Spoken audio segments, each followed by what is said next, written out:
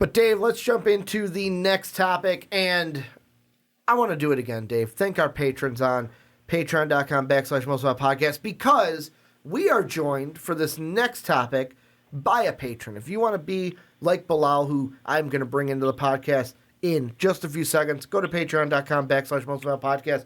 The gold tier, $10 tier, get you on the podcast like Bilal. I will now welcome in Bilal to the podcast. Bilal, how you doing? How's it going? What's up, guys? Glad to be back. Talk about some Lakers today. We had a little bit of a mishap. We time differences, but we're getting you on this week after missing you last week, and we're going to be talking about the Lakers. Mm-hmm. And not their usually it's like we're talking about teams like, oh, what's their playoff chances? But we know the Lakers are going to be a playoff team.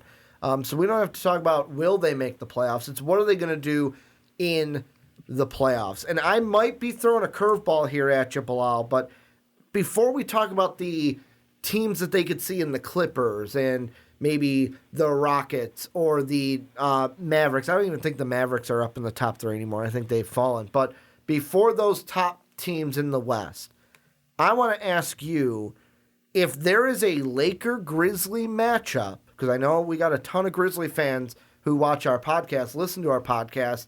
I know we saw this last night play out, but it was one game. How worried should the Lakers be if they match up with the young Grizzlies in the first round of the NBA playoffs?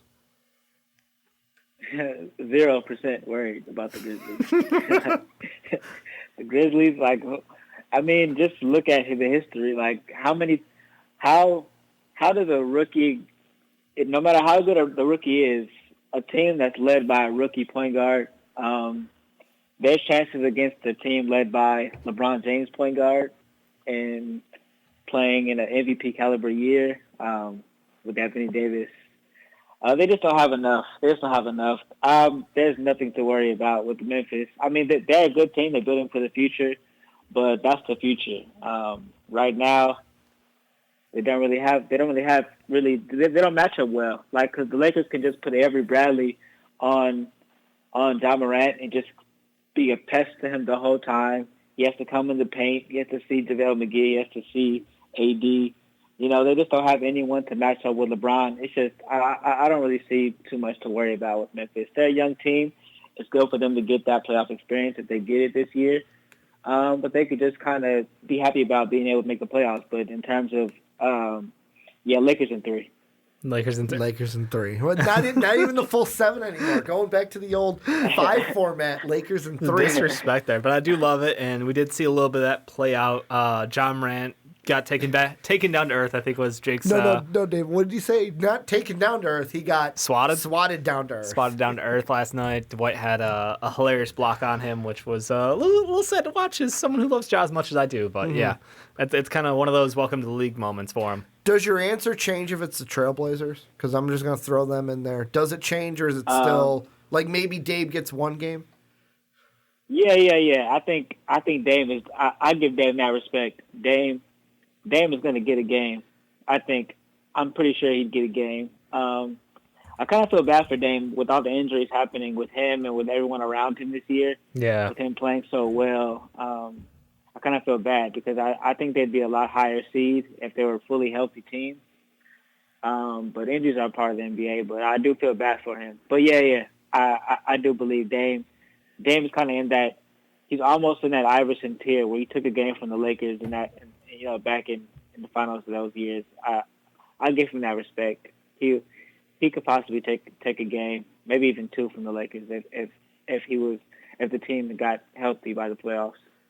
Yeah, I'm with you. It's the asterisk of if they're all healthy by the playoffs. Dame's hurting right now. Nurkic still not back. Collins not back. So they got a lot of pieces in waiting. Be a mad month and a half to finish out the season for them. But let's get to the real meat and potato. I know Laker fans are probably like, really, we're talking about the first round here. Here's one question I got for you, Bilal. Let's leave the Clippers to the end. That's going to be a discussion for how the Lakers match up with the Clippers.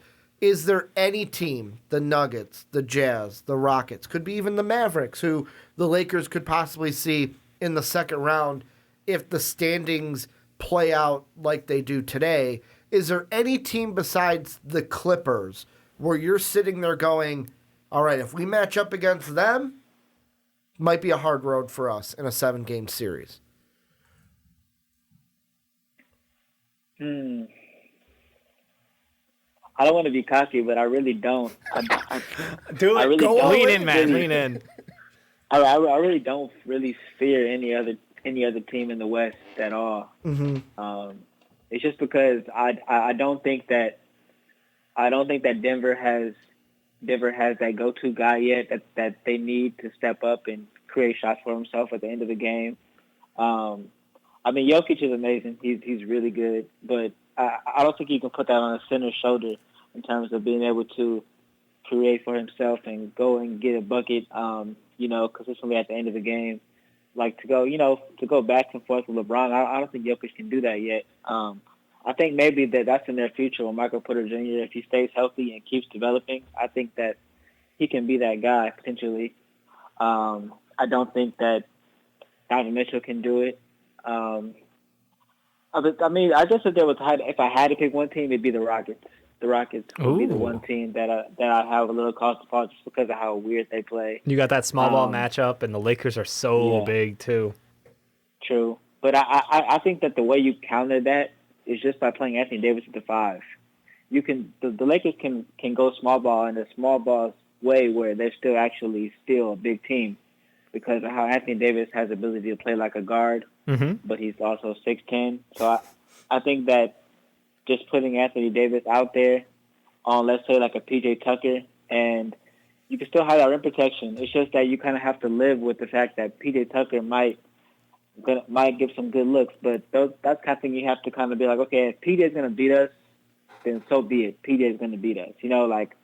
Sometimes you have to, as a coach, you have to give up something. If a team's going to go that small, you just have to punish them. Like, they're so small, you have to punish them on the offensive glass, in the paint. Like, who's going to protect the rim? P.J. Tucker? Like, come on. Like, it's LeBron and playing playoff basketball, attacking the basket. Like, that's why I don't really – it's just really – to me, it's just the Clippers. But if I had to pick a team, it'd be the Rockets because they have such firepower with Westbrook and Harden, and they make you play them. They make you guard them one-on-one because they just spread the court out and just say that you can't help pretty much, just kind of like what the Warriors did before where they just kind of spread the court out and let KD go one-on-one with anybody. That's kind of what the Rockets are doing, just making sure that they're letting Westbrook and Harden have one-on-one matchups with your team. So I guess if I had to pick, it'd be the Rockets, but I still just think they're too small. Yeah, no, I kind of want to see a series between them, like full play out, because I agree with you. I think that AD rocking the 5 would be huge for them. And like people always want to forget how playoff basketball is different than regular season basketball. The game slows down, it's more physical, and the Lakers have such great low post control. Like between LeBron James, AD, limited minutes, Dwight Howard can be out there and be extremely effective. JaVale, like they literally have so many bigs who can work in the paint. Like during the playoffs, that's where you grind it out. That's where you get your money from. And the Lakers are one of the most dangerous teams in the NBA at playing that way. So yeah, I think the Rockets just have that crazy, potential to hit fire from the outside. Westbrook rushing downhill at you, like that's the scary moment. Is when you're counting on Danny Green, Avery Bradley, and Rajon Rondo, who Lord knows I've been preaching playoff Rondo for way too many years now, but like I don't know if he's got it still. We see him once every 10 games have a game where it looks like okay, the guy's got it. Meanwhile, Caruso goes off and pops off last night. Looks great with LeBron, and like, all right, maybe all the minutes should go to that kid. I don't know. The Lakers are just. It feels like they've got answers to almost everything except that backcourt combo of Westbrook and Harden. So when I'm looking at the Western Conference playoffs, like I'm with you. Like that's a scary team to go up against. Well, the thing that I'm going to throw out there is the Lakers. If I'm a Lakers fan, if I'm a Lakers player, if I'm in the front office, anywhere associated with the Lakers, I'm looking at the playoffs right now, entering today, which is Saturday, February 22nd for our YouTube fam who is watching this later. I am looking at it right now and going, stay the same, don't change. Because I get Memphis in the first round. That should be a 4-game sweep. Then Houston and Utah, I would probably maybe pick Utah over Houston. just because I'm not that fond of James Harden and what they're doing in Houston. But either of those opponents that get out won't be a 4-game sweep, but I do expect the Lakers to beat either the Jazz or the Rockets in the second round, and you get arguably your hardest opponent in the Clippers in the very last game. The thing that could be interesting, though, for the Lakers is because the only other team I would think of to maybe challenge the Lakers Just say it. would be Luka and Dallas. What? No, outside the Clippers. Oh, I was like, outside of the Clippers. I'm like, look, it's Rockets, it's Clippers, man. Because I wanted to give my answer Okay. for outside the Clippers Sure. is Luka and the Mavericks, because the games that we've seen between LA and Dallas this year, Yeah. one of them we saw without KP, and the other games, the other three, were with Luka and KP both out there. Mm-hmm. And Dallas is 1 of 4 this year, 1 of 3 if you don't count that one where KP was out there and healthy for Dallas, to where I feel like in a 7-game series, Dallas could make it a series, maybe make it 2-2 before the Lakers pull away, maybe lose in 6 games if they end up losing. But the real team that we're looking at is we're all expecting Lakers-Clippers. And the question with the Clippers I want to ask you first, Bilal, is how worried would you be as a Laker fan if you had to face the Clippers in the second round and not the Eastern Conference Finals? Because it's a possibility in my mind, because if the Jazz go on a heater, they're only a game behind the Clippers right now, and I don't think the Clippers care where they finish up because they have Kawhi Leonard, they have Paul George, and they're confident in their team. As a Laker fan, do you care where you play the Clippers, or is it, no, I don't want to see them until the Western Conference Finals? Personally, I really don't. I don't care. I don't care where we play them. I think we're going to have to play them either way. You know, so it doesn't really matter to me when. I think that possibly playing them earlier might even be better for us because our chemistry is way further ahead than theirs is, because how many injuries they have to deal with, how much load management they have to deal with. So I think that they're just going to keep getting better and better throughout the playoffs, because they're just going to keep getting to play with each other and kind of see what it's like to play with each other in the playoffs. So I really don't think it matters when. I just know that it's going to happen. I just don't see any teams beating them. I don't see any team beating either one of those teams. But you never know. You never know. I mean, you might get playoff Paul George where he's like getting outplayed by Damian Lillard, all these type of things. Getting outplayed by Donovan Mitchell. Like the Clippers are a team that hasn't made it out the second round, I don't think, like ever. Yeah, that was always the curse of the CP3 teams. Yeah. So, I mean, you never know. It's playoff basketball. But I really don't care where we play them. I don't think that the Lakers really care. I think the Lakers just want the number 1 seed. And that's about it. But yeah, I'm excited to Luka. I think that we're all pretty much lucky to be able to get to be able to see Luka Doncic's first year in the playoffs. I think it's going to be fun. Yeah, I'm with you. I think the Mavericks are just going to be fun to watch. They've had, some incredible performances, supporting cast-wise around Luka and KP. Maxey going off last night. But when I look at that Clippers team, I look at the midseason additions, the Clippers and Lakers have made. It's unfortunate the Clippers were able to add, Reggie Jackson, as well as, why am I blanking on his name? Marooks. So they get Reggie and Marooks, and then Keith goes over to the Lakers just last night. And Darren Collison, the guy who we were all like, oh, he's going to come in, he's going to solve the Lakers' point guard problem. He stayed retired. Yeah. Are you a little concerned that they added a little bit more than you guys did? Or do you think that your group's continuity is going to be tighter, and adding Markieff Morris out there as a floor spacing, 4 or 5 kind of combo player is going to be better off than them, who, honestly, Reggie Jackson's never been a fantastic plus player. Marooks Morris has been good individually, but it seems like he's a black hole of offense at times, and I don't know if that's going to work well with the Clippers offense. They've got so many good scorers on that team, but it just feels like they kept adding scoring on top of scoring now to their bench. Yeah. So I think that the adding of Marcus Morris, right? That's the Marcus Morris. I think that was a very good get. But they also had to trade away some assets for him. Yeah, but I think that's I think Mo Harkless. Smart move. Mo Harkless, right? Yeah. Yeah, so they lost that defense, but they still got a player who's a good defender and a better shooter than Mo Harkless, I would say. Yeah. So I do think that was a good move. So yeah, I would say that gives the Lakers a little cause to pause. But I think at the end of the day, it really is going to come down to you're really putting everything on the shoulders of LeBron and AD, because the Clippers obviously has a deeper team. Like off the bench, they have Lou Will and Montrezl Harrell. Those guys can create offense for themselves. They don't need any plays run for them. They can run a pick and roll, or they can just ISO for you, and just get a bucket. And the Lakers just don't have guys who can create for themselves really, besides like AD and LeBron.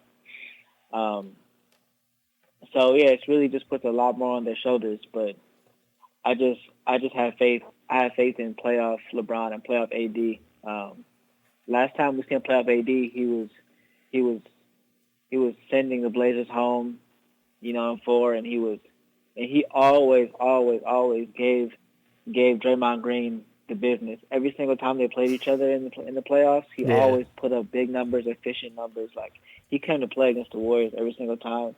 So I think that AD gets locked in the playoffs in a different way than he even is in the regular season. And LeBron is the type of guy who will definitely feed AD and try to get a couple AD games, in the playoffs. But yeah, the Clippers are super deep. Like, you can't deny it. They are the deeper team. But maybe the Lakers are a team where, hopefully players understand their role and just star on their role around, the best dynamic duo in the NBA. Before I say what I'm going to say, real quick question. Does it matter who has home court in this matchup? Does it really matter? When they're facing down? Is it all down, about locker rooms, or don't they have the same locker room? They have their own locker rooms. Isn't like the Clippers have their own, the Lakers have their own? It doesn't really matter. It's just the court that's out there. It's funny because even when it's a Clippers home game, the Lakers fans are like the loudest. It's just the history. Like, the Clippers have never really been good. Like, and the Lakers fans are always going to be in there. It kind of always felt like a Laker home game, even though we lost both games. Mm-hmm. The Clipper home game felt and sounded like a Laker home game. So really, just the court changes, because like when we were talking about seeding, I'm like, for this series, I don't think it matters. I mean, the West runs through the Staples Center. Like, that's a period. It is. For me, I can't help. And I was actually very happy last week when Sean told us this was going to be the topic you were picking, Bilal, because I could come on here again on our platform and say what I've said before, is I would not be surprised. I'm not going to say it's 100% thing, but I even say it's a 75% thing. Mm-hmm. I wouldn't be surprised if the Clippers swept the Lakers in the playoffs. From what I've seen so far, and I get playoff basketball is different than regular season, but what I have seen, especially the taste in my mouth that the Lakers left after that Christmas matchup between the two, I left and I was like, I'm sorry. I've seen playoff LeBron. I've seen playoff Kawhi.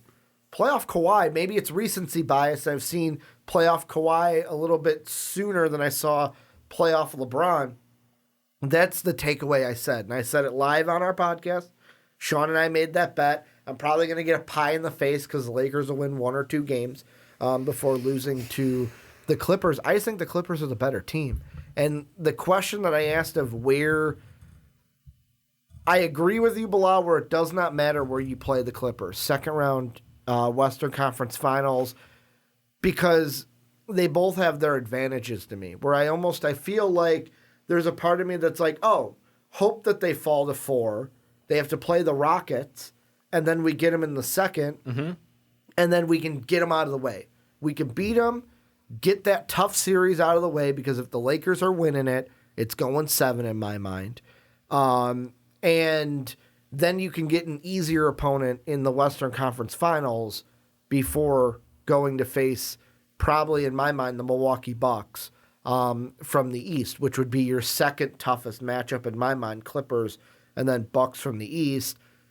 And then there's the other side of like, no, I don't want to see my toughest matchup until the absolute last part. Give my team some more time. Give them a first-round series, a second-round series to kind of gel with one another before I have to go up against a Clipper team that, you guys said it, they're deeper. They have more depth. Yeah. They've got a guy like Lou Will and Harold coming off the bench that can add and to now you got that Reggie. depth. And you've got Reggie, where Like, you've got, the Lakers didn't get Darren Collison. Yeah, you've got two guys off the bench who can give you 30 to 50 any given night between them, just pure offensive forces. And then you add in Reggie Jackson, who, you know, as much as we love to make fun of Reggie Jackson, he can get buckets. That's what he does. If he's healthy, if he's got his shooting stroke back, he can get to the rim, he can get contact, he can shoot from the outside. Like, can he play winning basketball?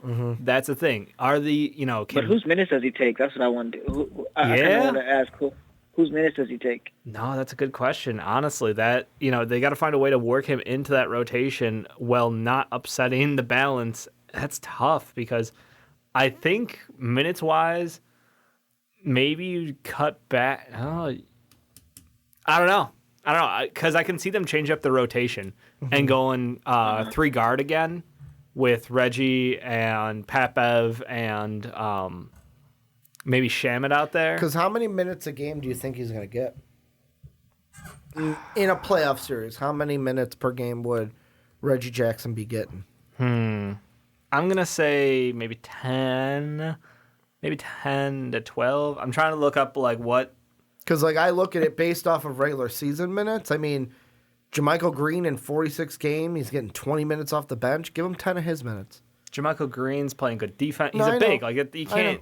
But like you got to look at who's been their guards. Or like you've gotten 43 games. Rodney McGruber has 16 minutes per game. You can't give Reggie some of his minutes. Like in my mind, there are guys at the end of the rotation where like a guy like Jerome Robinson, your 11 minutes get swallowed up.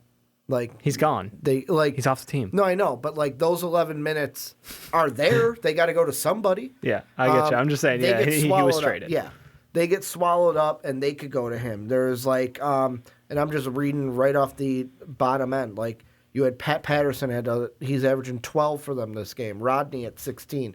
Like it's those guys that it's like, hey, we're just gonna gobble up from you and whoever's at the end of this rotation. You're kind of into the reserve category because we got to give Reggie these minutes. Yeah, I probably between 10 and 15 would be my ideal situation. I don't want him out there for 25 minutes a night unless he's hitting a heater that night. Sure, let him roll with it. But like the whole point is when Lou Will can't stroke a shot, he still moves the ball well. But like you could put Reggie out there maybe in his place. And I do see them going back to that 3-guard lineup a little bit more often if they need to. I mean, the crazy thing is Paul George, I don't know if we've seen him hit a role where he's the Paul George we all know and love, like the level like of Indiana Paul George, the top 5 MVP player he was last year. Good point. He was incredible during last regular season, and he has not gotten back to that point. But if he starts hitting his stretch there, they can change up their lineups because he can guard 2 through 4. So like, I think it just gives them options, and you can never have enough options as long as they can all produce. And up to this point in their careers, like the playoffs, obviously, like you said, like, the Clippers as a whole, but Kawhi Leonard's going to get his. And then it's who is going to stand up that night. If you got 6 guys who can take over, scoring loads for you, that's a pretty good thing because you're not going to go 0 for 6 on those guys. Like somebody's going to be able to bring it any given night. So I like it. I like their moves. I do think they're the deeper team, but I do wonder is Kawhi versus LeBron and then AD versus Paul George. Like I want to give the advantage to the Lakers. I want to say that like sheer star power in the playoffs will count for something. And the fact that the Clippers didn't address the low post with their moves makes me wonder how they're going to counter that. So they don't have an answer to Anthony Davis, and I wonder what their game plan is going to be around him. Is it just going to be to have that mobility, move the floor around often, and try to catch him on the outside, even though he has great mobility? Like, I don't know. Blah, do you have any idea like how the Clippers could try to slow down AD?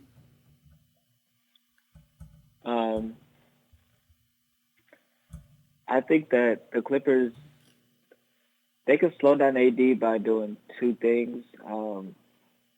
Making him catch the ball further, making him catch the ball further from the post. So making him catch the ball in the high post instead of the low post. Because once he gets that deep, I don't really think that the Clippers have anybody on their team that can stop him with the size or the strength combination or just the speed combination to stop him in the paint. Kind of similar to like a Zion. AD has a combination of length, quickness, explosiveness, as well as he's stronger than people give him credit for. So I think that making him catch the ball further from the basket and also sending a double team towards him, that's about the only thing I can think of. Sending a double team if he started to get hot, and I think that can work because sometimes you got to kind of live with the Lakers and how they some of their shooters. Sometimes you have to just like kind of live with the Avery Bradley thing maybe or something if AD is cooking. So yeah. I think that's probably the best way, just to force him out the paint, make him catch it, because it's kind of hard to say because it's just like you don't really know between regular season and playoffs what's the difference. Like, is he gonna fight for that low post position harder and just force them into fouling him? And he could do that too, but it just kind of depends on how the dynamic changes in the playoffs and how the physicality changes and what the refs let go, stuff like that.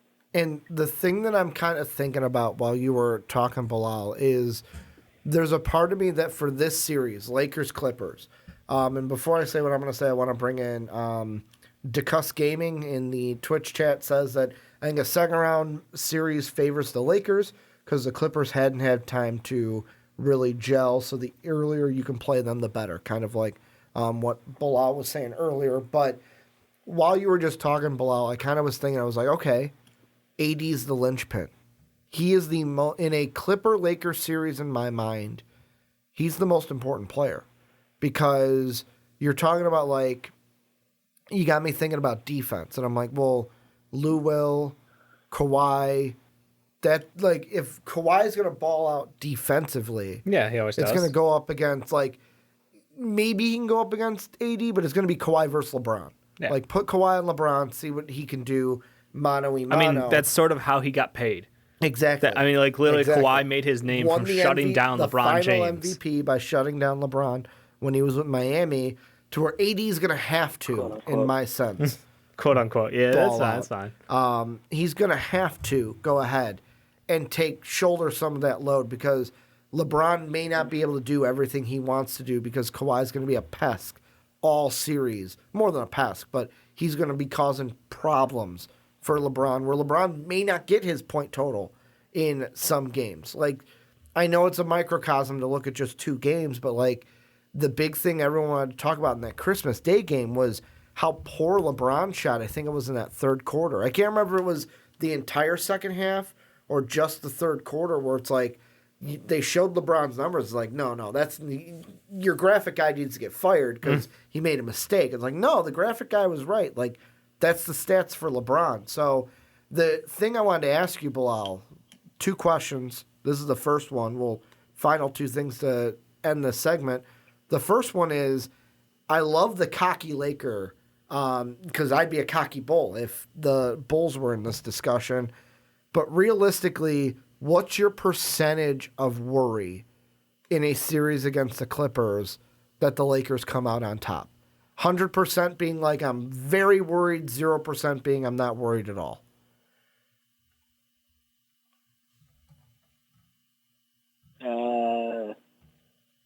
Like 45, something like that. 45, something like that. I think that's fair.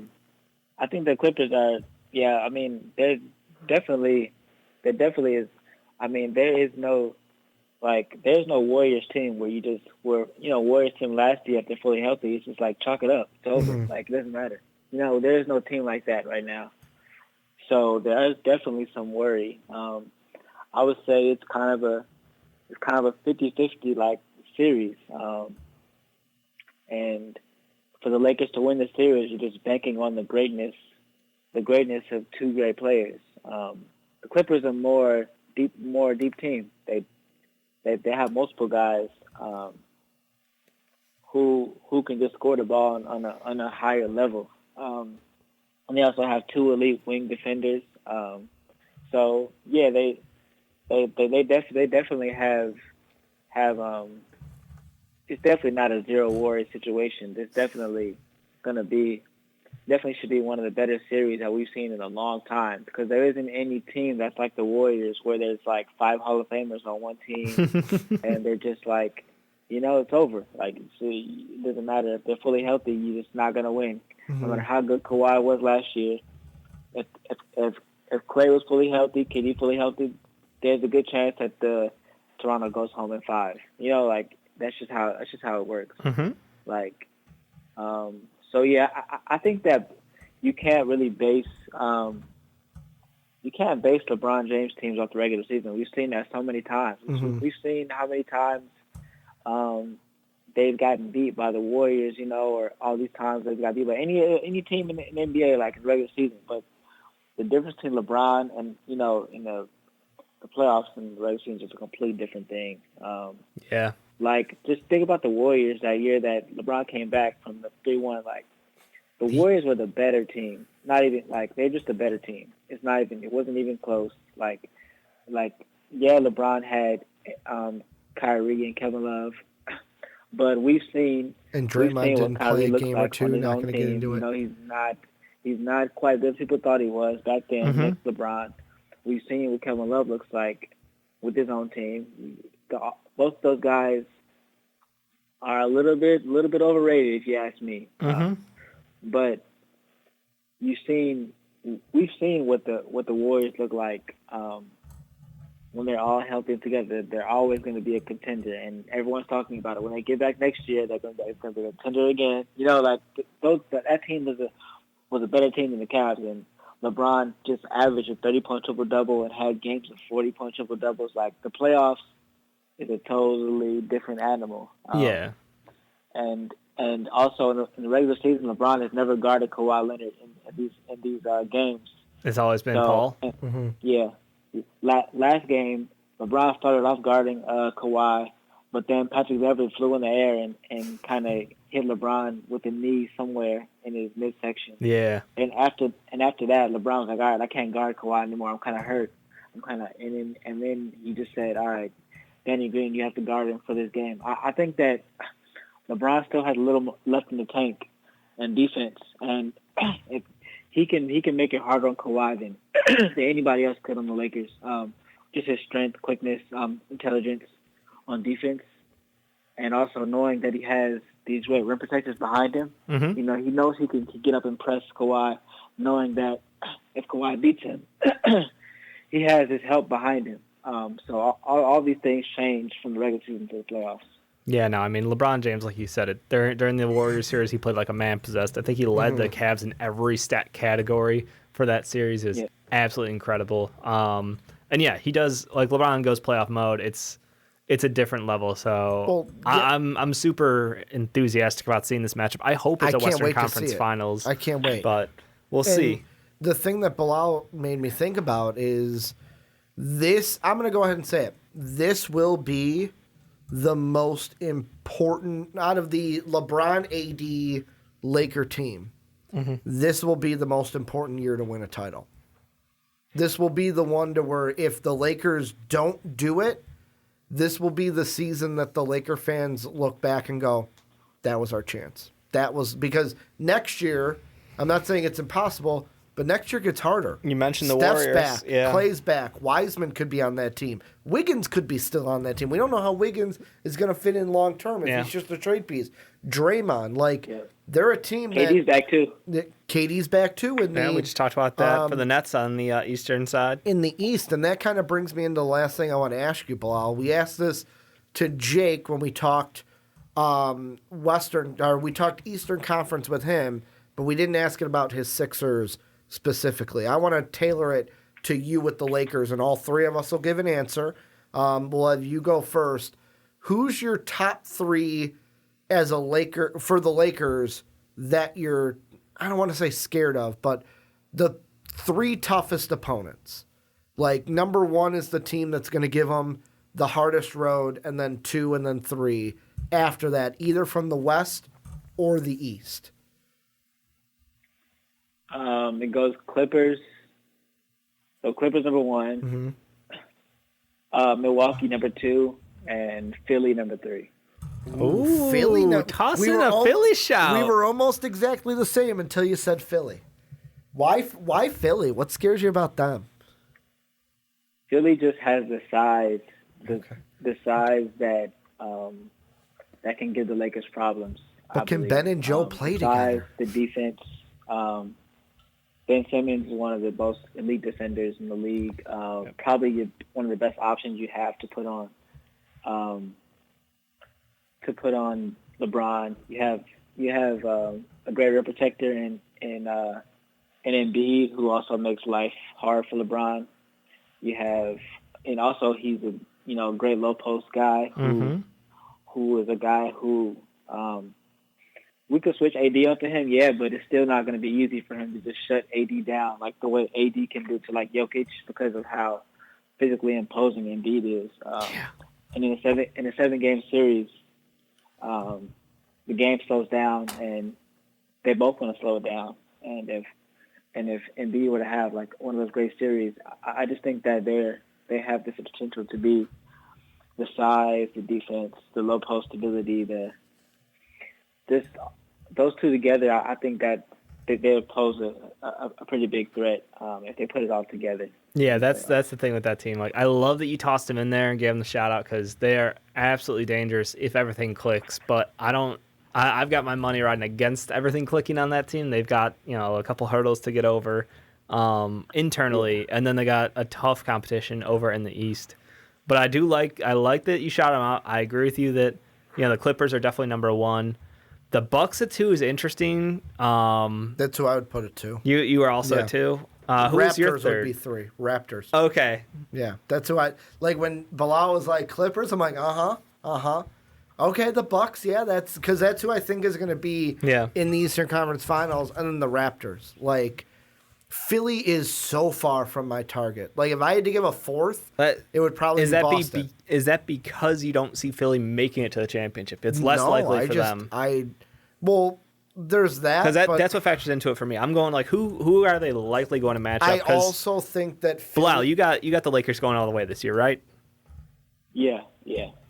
Okay. And I got the Bucks. I got the Bucks coming out of the East. Okay, so that lines up perfectly for what you're saying. The 76ers in my mind are like I don't know what they're going to be like if they make it to the finals, where I almost think of the analogy I'm going to use is the guy or girl that has a crush on someone who's out of their league, and then they get a date with them, and they don't know what to do on the date. That's the 76ers. They want to get to the finals. I don't know what they're going to be in the finals. If you're telling me the 76ers are in the NBA Finals, that means everything's clicking, and I should be terrified. Because then that means their outside shots are falling. They're playing great two-man game with Ben and Joe. Like, if without watching a game, like, that would be my thought. Like, oh, the 76ers got to the Eastern Conference. They won out. In my Al mind, Horford though, is hooping. Like, if Al Horford is playing really well, that's scary. Yeah.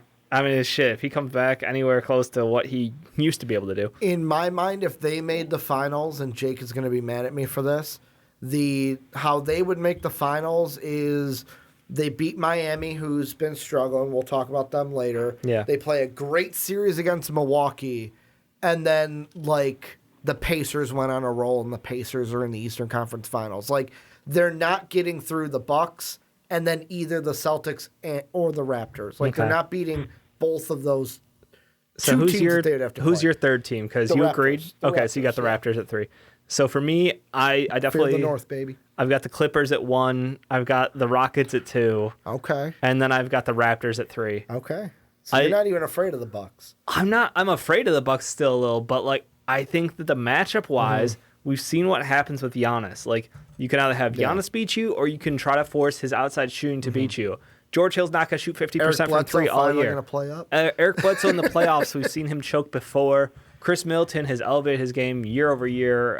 Is a great star, but like he's not going to be it. I guess I would be a little surprised if he can single-handedly take down the Lakers in a game, and that's why I think I'm just like, AD is a perfect guy to guard Giannis. Like, I know we've seen them match up a couple times before, but in the playoffs when AD can get physical, Giannis tries to go physical to the hoop, and they can roll with AD at the 4 and like Dwight at the 5 or JaVale at the 5, put somebody solid, a good defender down that post, it's going to change the way the game's matched up. Yeah. You can afford to let Brook Lopez try to beat you on the outside because I'm okay if Brook Lopez is the guy why the Lakers are going to be hurting in a series. Yeah. I don't want Giannis to do that, and I think that they've got the right answers to Giannis. Okay. But where Pascal Siakam has Lowry out there, he's got Serge Ibaka who's having a great year. He's got amazing offensive weapons between Norm Powell, Fred VanVleet. You got Gasol, who has just a ton of experience, great passer, great defender. Like the Raptors are fucking terrifying. But I still Clippers. Then I got Rockets. Then I got Raptors. Yeah, I mean, you looking a little bit more at the Rockets, but Bilal, it was great having you on the podcast. Yep. Love talking basketball with you. If you want to be like Bilal, patreon.com/most valuable podcast is how you become like Bilal. And Bilal, I hope that I hope the Lakers make it to the Western Conference Finals because I really want to see that Laker Clipper matchup. But Bilal, thank you for being on the podcast today. Thank you guys. Talk to you later. Thanks, Bilal.